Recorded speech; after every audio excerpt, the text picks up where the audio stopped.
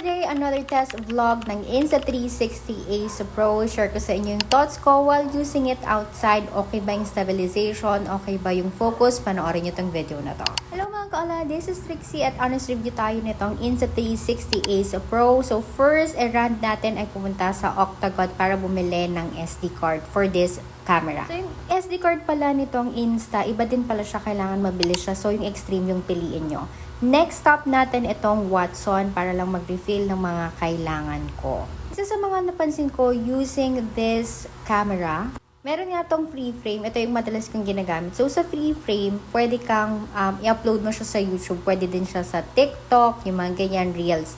Kasi yung frame niya or yung template niya ay pwede mong i-zoom in na magiging okay siya kung saan mo siya i-upload.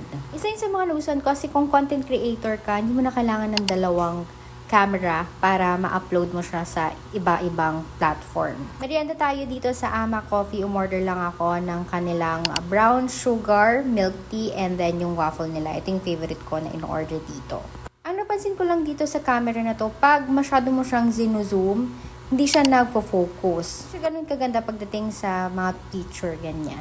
So, yung stabilization niya, 100/10. Ang ganda ng stabilization nito dahil nga ito ay action camera. Tingnan nyo naman, di ba?